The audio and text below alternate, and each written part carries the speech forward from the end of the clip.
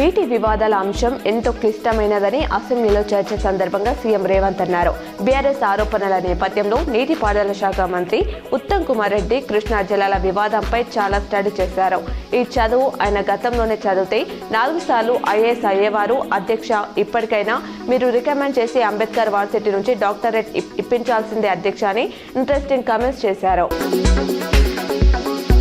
మాక్లూర్ మండలంలోని మాణిక్ బండర్ తాండాలో పెంపుడు కుక్కకు తాండా వాసులు అంత్యక్రియలు చేశారు.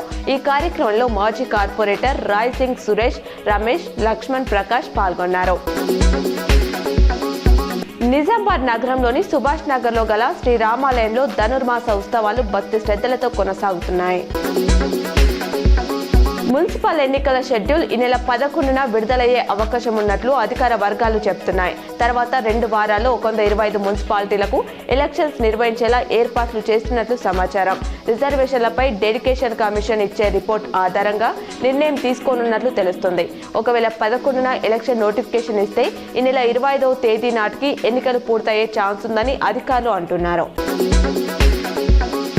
ఎముకలు కొరికే చలిలో ఇది నిజంగా చల్లటి కబురే. నిజామాబాద్, కామారెడ్డి జిల్లాలో చలి తగ్గింది. శనివారం రాత్రిపూట కనిష్ట ఉష్ణోగ్రత 17 డిగ్రీలు నమోదైంది. నిన్న కూడా 18 డిగ్రీలతో పెద్దగా చలి లేదు. రాబోయే 3 రోజులు రాత్రి ఇదే తరహా అంటే 17 డిగ్రీల వరకు నమోదయ్యే చలి తగ్గే అవకాశం ఉంది.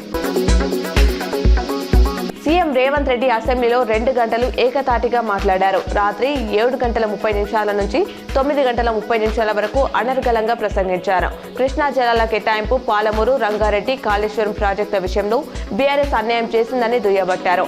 నాటి సీఎం కేసీఆర్, నీటిపారుదల శాఖ మంత్రి హరీష్ రావే అంతా చేశారని ధ్వజమెత్తారు.